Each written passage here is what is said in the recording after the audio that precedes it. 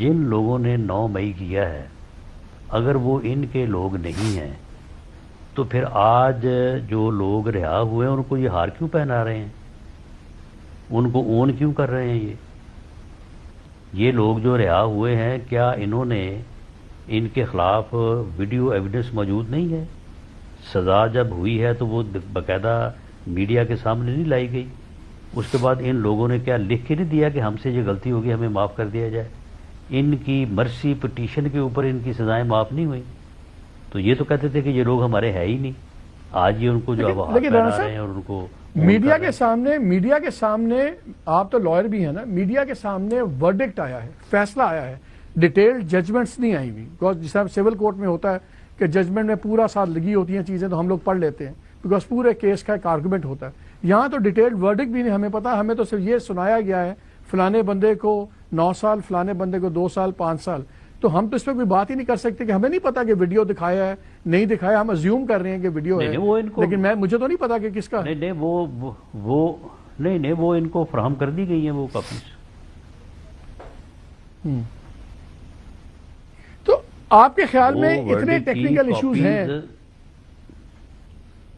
آپ کے خیال میں یہ اتنے ٹیکنیکل ایشوز ہیں کہ جو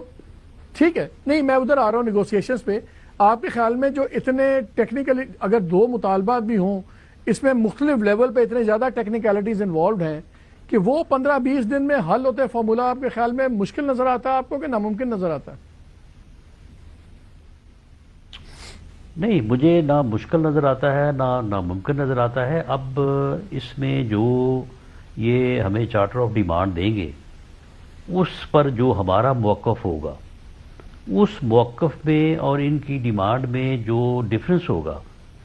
وہ یہ طے کرے گا کہ یہ 1 میٹنگ میں حل ہو سکتا ہے یا 10 میٹنگوں میں حل ہو سکتا ہے، اس کے لیے کتنا ٹائم چاہیے۔ مثال کے طور پہ وہ کہتے ہیں کہ جی ہمارے خلاف جو مقدمات ہیں وہ مقدمات صحیح ہیں، ہم ان مقدمات کے اوپر کوئی حرف نہیں اٹھاتے،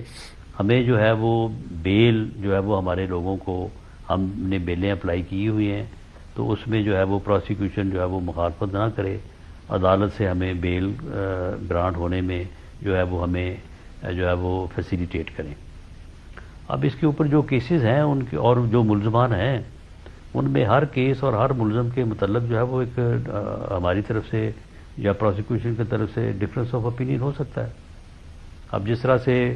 103 لوگ تھے ان میں سے تقریباً 18 لوگ جو ہے وہ پہلے چھوڑ دیے گئے تھے، 85 لوگوں میں سے 19 کو پھر چھوڑ دیا گیا ہے، معاف کر دیا گیا ہے، باقی جو 67 لوگوں نے اپیلیں کی ہیں میں پاسبل ان میں سے بھی کچھ اور لوگ جو ہیں ان کو کنسیشن رعایت مل جائے، تو یہ پھر چیزیں جو ہیں یہ ٹائم تو تھوڑا لیں گی۔ اور یہ جو آج چھوڑے ہیں 19 لوگ، یہ کیا کانفیڈنس بلڈنگ میجر ہے؟ کیا یہ اسٹیبلشمنٹ کا پیغام ہے پی ٹی آئی کو کہ دیکھیں ہم گورنمنٹ کے اس پروسیس کو بیک کر رہے ہیں اور ایک اچھی نیت کا مظاہرہ کر رہے ہیں کہ ٹھیک ہے اگر آپ ڈائیلاگ پروسیس میں رہیں، بات چیت کرتے رہیں تو اور بھی ریلیفس آ سکتی؟ کیا یہ سی بی ایم کا کلیئر میسج ہے؟ مہاراج اس بارے میں کیونکہ انہوں نے یعنی آرمی چیف کے آفس نے جو ہے وہ اپیلوں کے اوپر ایک جو ہے وہ لینینٹ ویو لیتے ہوئے ان لوگوں کو چھوڑا ہے، تو اب مذاکرات میں جو ہے وہ نہ تو وہ حصہ لے رہے ہیں بلکہ ان کا ایک بڑا کلیئر سٹانس ہے D G I S P R کا کہ ہمارا مینڈیٹ ہی نہیں ہے مذاکرات کرنا، لیکن سیاسی جماعتوں کے درمیان مذاکرات بھی انہوں نے حوصلہ افزائی کی ہے۔ انہوں نے کہا ہے کہ جی سیاسی جماعتیں یا سیاستدان آپس میں بیٹھ کے اپنی ایشوز کو ریزالو کریں، ہمیں بڑی خوشی ہوگی، بلکہ انہوں نے ان کے یہ الفاظ تھے کہ ہمیں خوشی ہوگی اس بارے میں، تو اس لیے وہ مخالف یعنی ڈائیلاگ کے مخالف نہیں ہے، تو اس کو آپ اپنے طور پہ لیکن اسی سٹیٹمنٹ میں رانا صاحب انہوں نے یہ بھی کہا ہے کہ لوگوں کو سزائیں ہو گئی ہیں چلیں، لیکن جب تک ماسٹر مائنڈ کو سزا نہیں ہوگی تب تک یہ منطقی انجام پہ نہیں پہنچے گا۔ پھر فیض حمید صاحب کا بھی پہلے ان کے اوپر سٹیٹمنٹ آیا کہ ان کی انویسٹیگیشن چل رہی ہے کہ انہوں نے ویسٹڈ پولیٹیکل انٹرسٹ کے ساتھ مل کر کیا کیا غلط کیا، اس کی انویسٹیگیشن چل رہی ہے اور اس کا بھی فیصلہ آنے والے دنوں میں ہوگا۔ آئی ایس پی آر کے بیان میں کوئی شائبہ نہیں رہتا کہ وہ بات پی ٹی آئی کی ہو رہی ہے اور پی ٹی آئی کی قیادت کی ہو رہی ہے. سوال اب یہ اٹھ رہا ہے, یہ آپ نے انٹرسٹنگ آپ نے یہ بات ان کی سامنے لائے,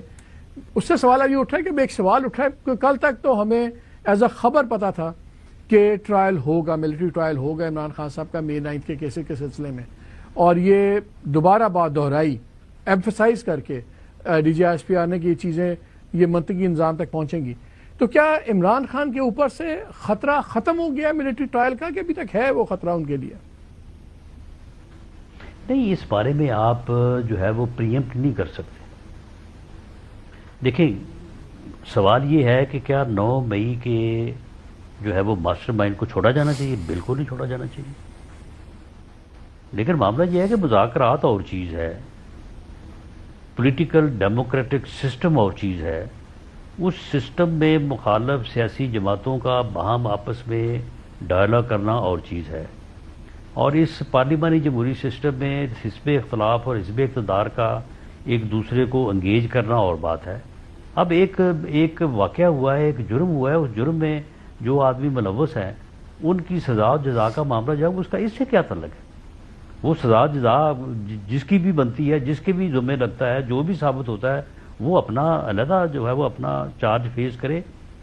لیکن اس کے یہ معنی تو نہیں ہے کہ آپ پورے سسٹم کو ہی جو ہے وہ تلپٹ کر دیں اور کہیں کہ جناب سسٹم جو ہے وہ اس وقت تک آگے چلے گا نہیں جب تک جو ہے وہ آپ اس واقعہ کے جو